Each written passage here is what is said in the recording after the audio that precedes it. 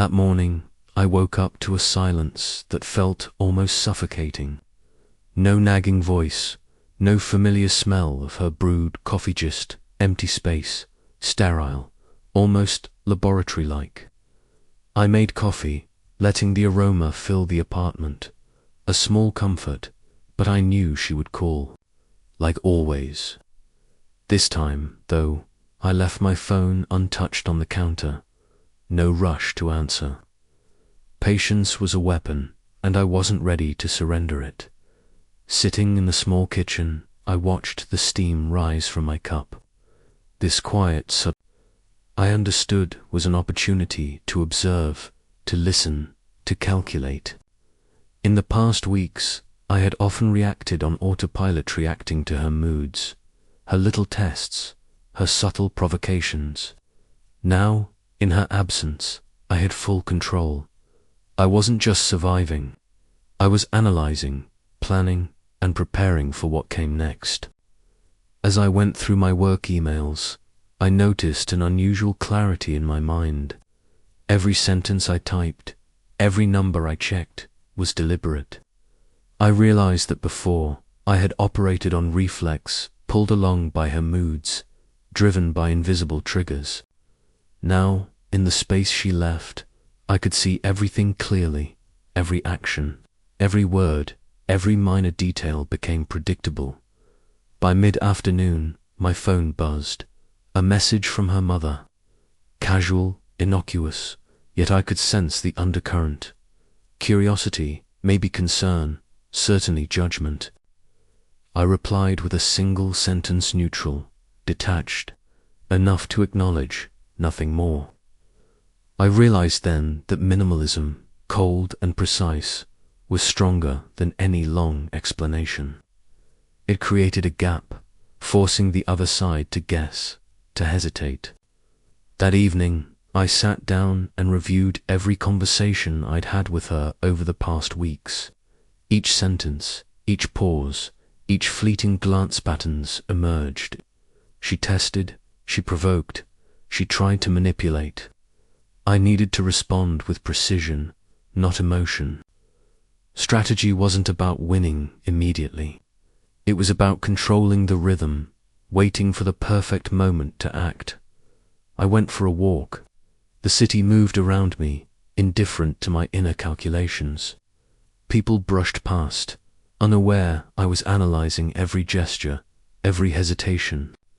I noticed how they moved, how they reacted, the smallest delays. In each motion, I found clarity. Strategy isn't always about direct confrontation. Sometimes, waiting and observing is true power. I walked slowly, each step deliberate, training myself to remain calm no matter what happened. By the third day, I noticed her attempts to re-enter my orbit. A suggestive social media post, a vague message from a mutual friend. Each attempt was a probe, testing my reaction. I remained still, cold, calculated. In my mind, I ran countless scenarios, contingencies, outcomes. Patience was my ally, reaction was hers. I felt a quiet satisfaction. For the first time in weeks, I was in control. Then a direct message appeared from her. No anger, no pleading, just observation. "We should talk," it read. I let it sit. No immediate response. Maintaining tension was part of the strategy. When I finally replied, every word was deliberate, cold, a time, a place, nothing more. No emotion, no guilt, only control. As I prepared for that meeting, I realized I had changed. No longer the one rushing to make peace, no longer the one led by emotion. The distance, the silence had sharpened my perception, my control. I understood now. Power isn't about domination, it's about calculation, anticipation, staying 3 steps ahead. Every decision from now on would be considered, and I was ready for any reaction she might throw at me. I took a final sip of coffee, warmth spreading through my chest, but it didn't soften the coldness inside. I was ready. No longer Ladai was in charge. And when she walked into the cafe tomorrow, I wouldn't just listen. I would observe, calculate, and choose the exact moment to act. The next day, I arrived at the cafe early, the kind of early where the baristas barely acknowledged your presence. I chose a seat where I could see the entrance clearly, my back to the wall. Observation was everything. Every detail mattered. The way people carried themselves, how they hesitated before ordering. Even the subtle shifts in tone when someone spoke it was all data, all part of the preparation. She arrived 5 minutes late, perfectly composed, hair in place, makeup minimal but deliberate. Nothing in her demeanor betrayed anxiety or impatience.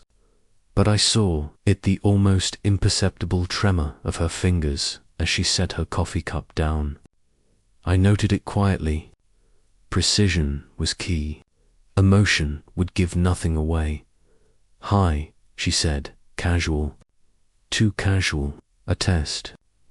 I didn't respond immediately. I just nodded, taking a deliberate sip of my coffee. Silence stretched. Long enough to make her shift slightly in her seat, a small sign of discomfort. Victory, small but meaningful. The conversation began with mundane pleasantries, work, mutual friends, trivial updates.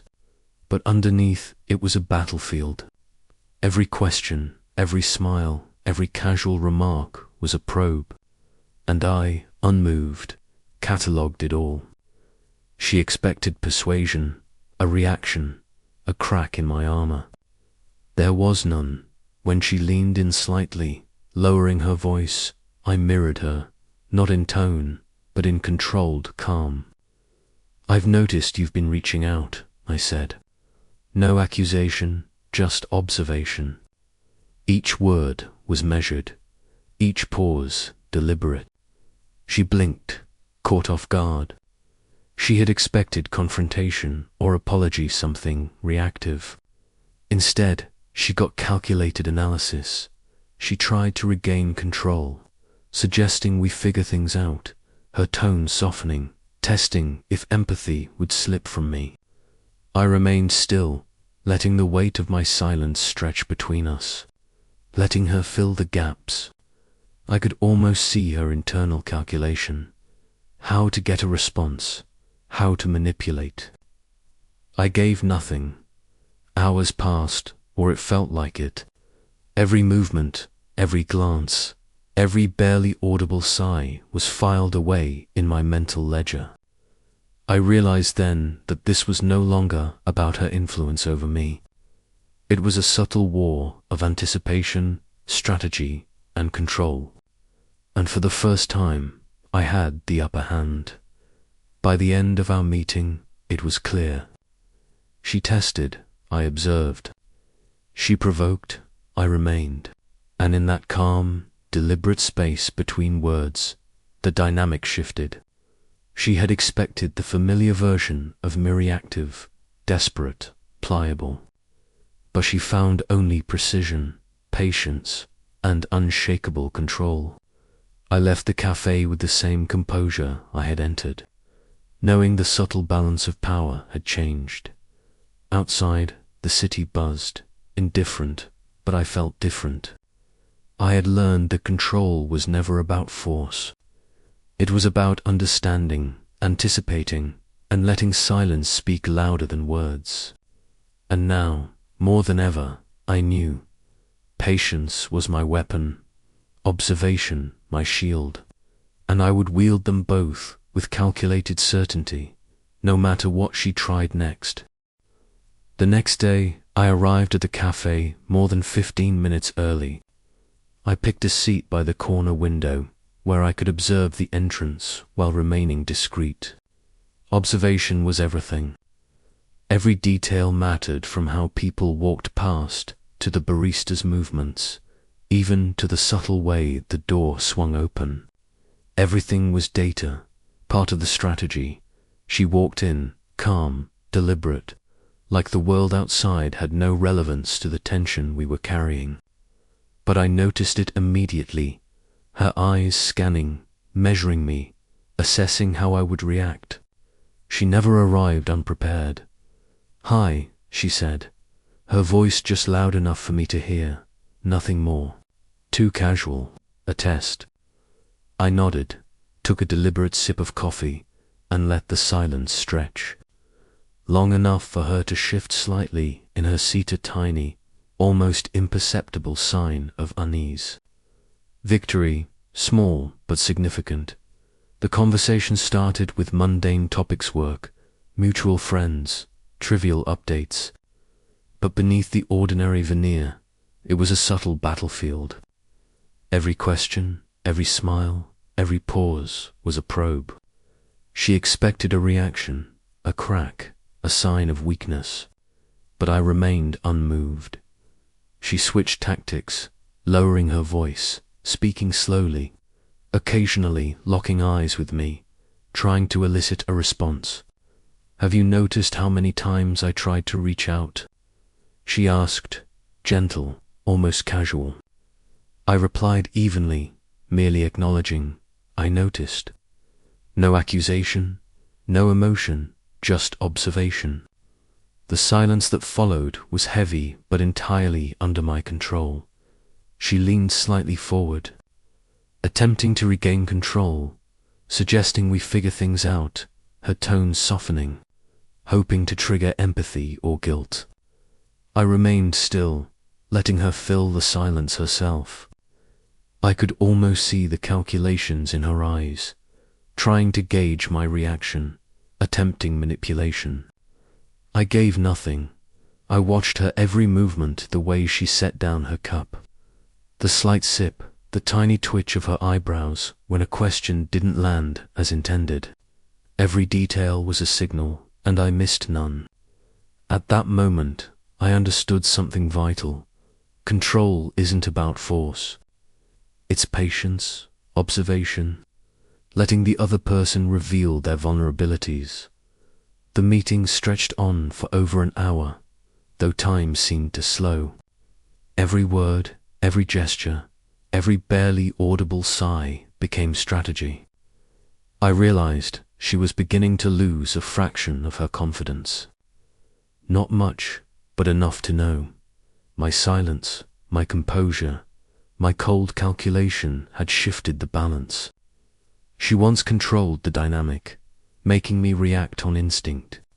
Now everything had changed. Before leaving, she looked at me, voice softer than usual. You're different." I offered a small, measured nod, not quite a smile. Just calm acknowledgement, enough to say, "And I won't change." The space between us was now a battleground, and I had claimed the upper hand. I controlled the rhythm, the information, and most importantly, my own emotions.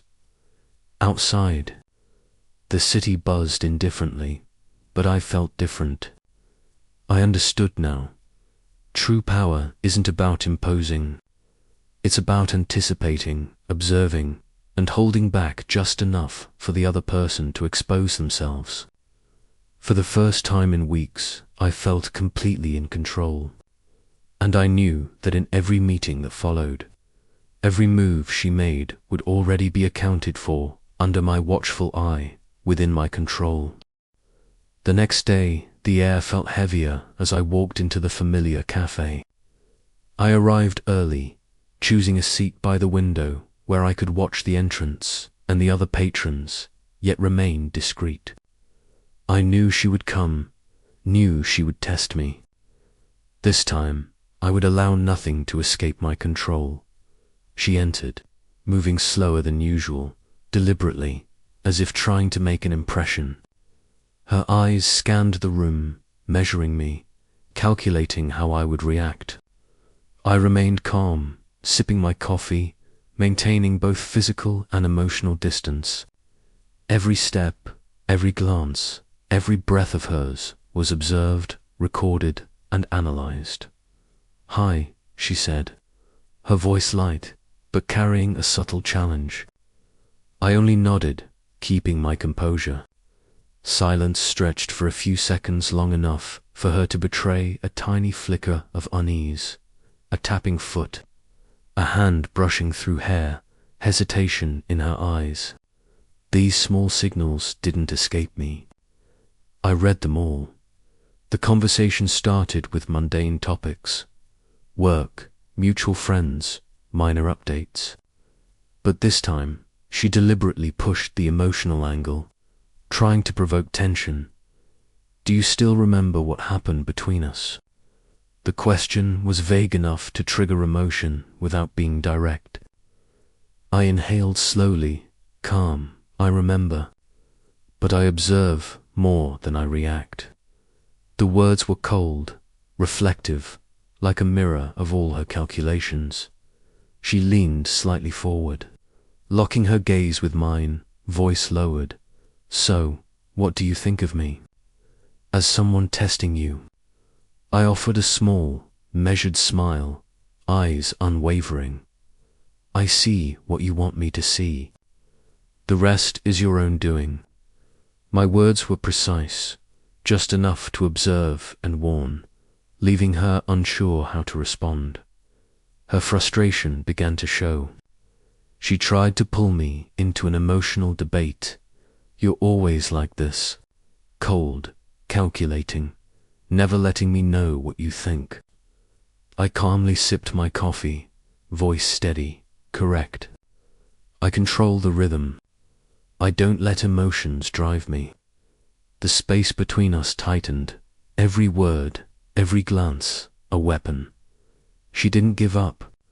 She tried subtler tactics, glancing around the cafe, pretending indifference, then emphasizing disappointment, testing whether I would lose composure. I remained calm, letting her expose herself. Several times she furrowed her brows, eyes briefly unsure, leaning forward, attempting to provoke guilt.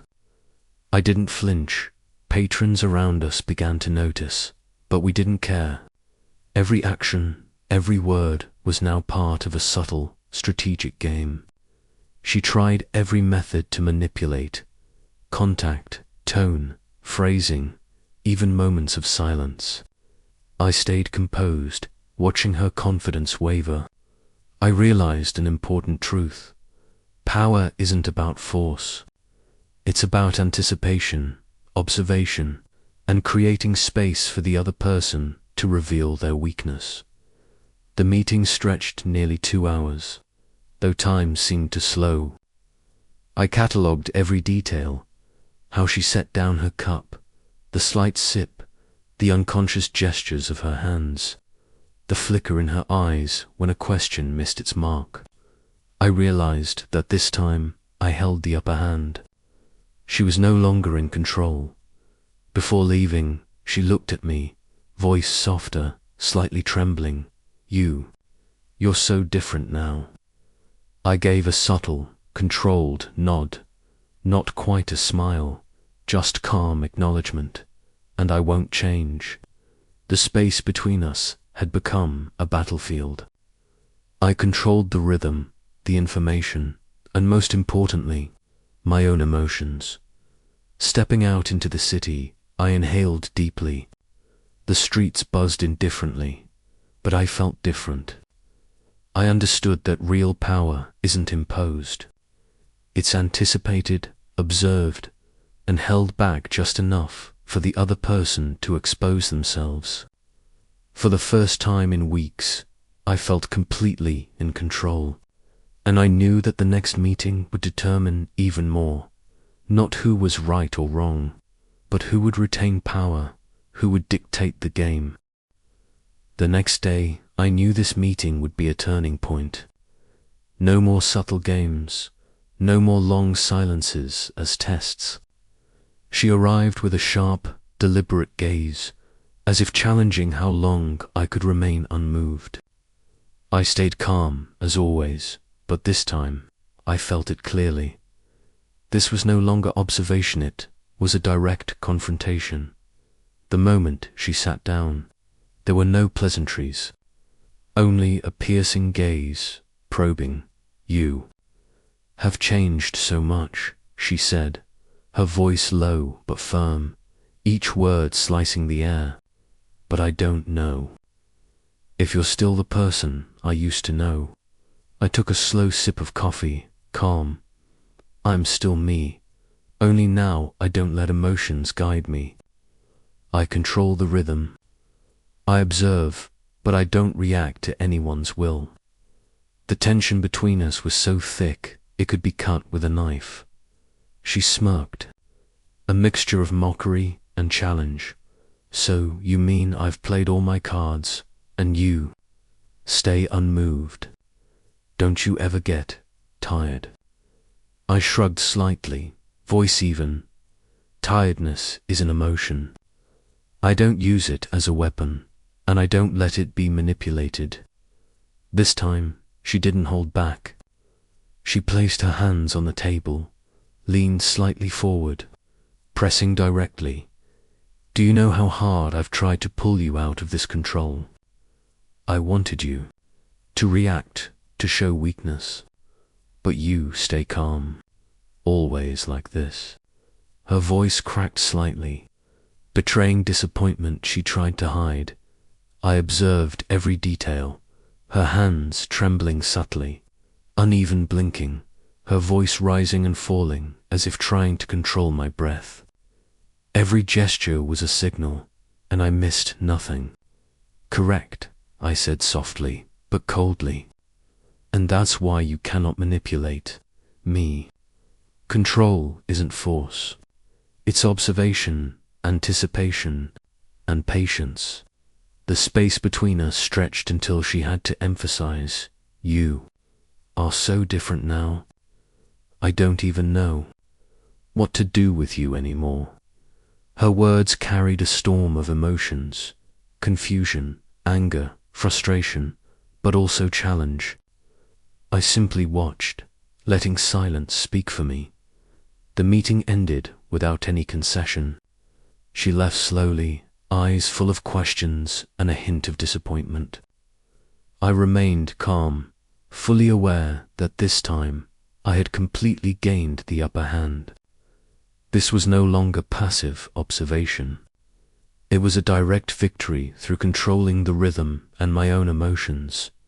Stepping out into the city, I felt the power of calmness clearly. She had tried every tactic, yet I remained unshaken.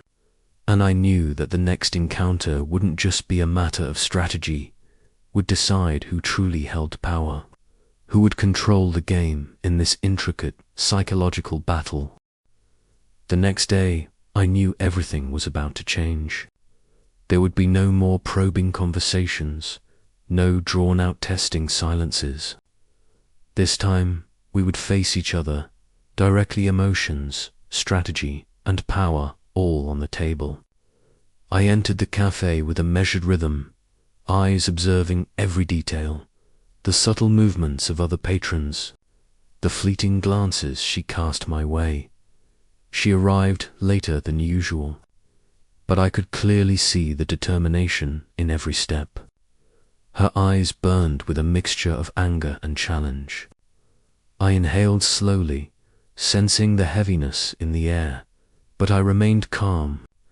Each of her steps was a silent provocation, but I didn't flinch, didn't waver. As soon as she sat down, her gaze locked on me. "Do you know, I've been thinking about everything all week. You think you can control it all, but..." Her voice faltered, a mixture of anger and worry. I took a slow sip of coffee, eyes steady. "I don't control everything. I only control myself. The rest is the result of your own actions." She drew in a deep breath, then exploded. "You're always like this. Cold, calculating, never letting me see what you truly feel. Do you know how exhausting it is for me? Exhausting to guess your intentions. Exhausting to try to pull you out of this control." Her voice trembled slightly, but remained forceful.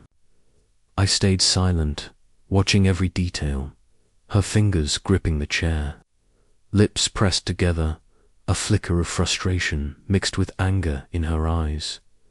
This time, I did not just observe.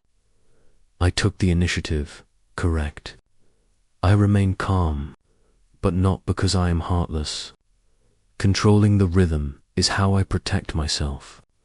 I have learned not to let emotions lead me, not to be manipulated. Each word was deliberate, slow, a precise strike aimed at her psychology. She leaned forward, voice low but pressing. You have changed too much. I don't know if you're still the person I loved. You make me feel afraid, frustrated, and powerless. The space between us was taut, like a drawn bowstring. I simply watched, letting the silence assert my authority. The confrontation stretched nearly 2 hours. She tried every tactic to expose weakness. Tone, gaze, gestures, even calculated pauses. I remained calm, patient, allowing her to lose control gradually. I realized the true climax wasn't in arguments or emotional outbursts, but in maintaining composure while the other person attempted manipulation. Finally, she sighed, eyes filled with contradiction, disappointment, confusion, anger, and a hint of fear. I understood then that this time the balance of power had shifted completely in my favor. I remained composed, in control of both rhythm and information, and I knew that the next encounter would decide everything, who would truly hold power, and who would dominate in this intricate psychological game. Stepping out into the city, I felt the weight of patience and strategy. The streets buzzed indifferently, but I felt different. I was in control, I was dominant, and the next encounter would determine everything. There would be no room for manipulation. The real climax was about to unfold. The final meeting had arrived, and I knew this would be the decisive confrontation. No more subtle tests, no drawn-out silences.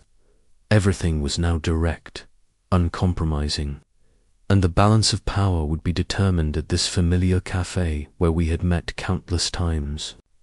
She arrived on time, her gaze sharp, but this time I could sense the tension in every movement, her hands gripping the chair, her breathing slightly uneven, eyes flickering with anger and worry.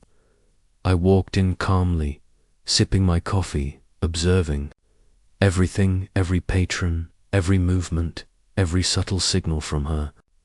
This time, I knew the balance of power leaned toward me, yet I remained composed, unhurried. As soon as she sat down, there were no pleasantries, just a sharp, probing gaze and a heavy sigh. I don't know what will happen this time, but I feel like everything is about to explode. Her voice trembled slightly while she tried to maintain composure. I sipped my coffee, eyes steady. Correct. Everything will be decided now. There's no room for emotions to lead or manipulation to take hold. She exhaled, voice low and firm. You're always so calm, so cold, and it drives me insane. I've tried everything to pull you out of this control, yet you remain unmoved. I smiled subtly, voice even. That's why I don't let anyone manipulate me, and that's why I remain calm. This time, she no longer tested me with looks or gestures. She confronted me directly. So, you truly have no feelings left for me? No regret, no longing, no— Her voice broke, delicate yet strong. I looked straight at her, voice calm yet sharp. Emotions are not weapons. I know what I feel, but I do not let it control me. I observe, I anticipate, I maintain control. I master myself, and that is true strength. She furrowed her brow, eyes chaotic, disappointment, confusion, anger, mixed with a hint of fear. You've changed too much. I don't even recognize you anymore. You make me feel afraid, frustrated, and powerless." Her voice trailed off, leaving a heavy silence to fill the cafe. I held my gaze, letting silence assert my authority. The meeting lasted nearly 3 hours. Every word, gesture, and pause was part of the strategy. She tried every way to expose weakness: tone, gaze, gestures, even emphasizing emotion, but I remained calm, patient, controlling everything. I realized that the true climax wasn't in arguments or emotional outbursts, but in maintaining composure while the other person tried to manipulate me. At one moment, she almost slumped, sighing, eyes filled with conflicting emotions: anger, disappointment, confusion, and a touch of fear. I knew then that the balance of power had completely shifted in my favor. I remained composed, in control of the rhythm and the information. Not through force, not through dominance, but through observation, calmness, and strategy. Before leaving, she looked at me one last time, eyes flickering with mixed emotions: anger, regret, confusion, and a hint of fear. I stood there, composed, fully aware. This time I had complete control. I had won this intricate game not through conflict, but through calmness, because true power lies in mastering oneself. Stepping out into the city, the streets buzzed indifferently around me, but I felt a stark difference. I knew that from now on, no one could manipulate me. No one could pull me out of the rhythm I had chosen. I had the power. I was in control. And the next encounter, if it ever happened, would unfold according to my terms. For the first time in weeks, I felt truly free. Not free from her, but free from manipulation, from being emotionally pulled, and from any pressure that wasn't mine to control. I had won not through war, but through calmness. The real strength lies in mastering oneself. The city kept moving, but for me, everything was finally mine.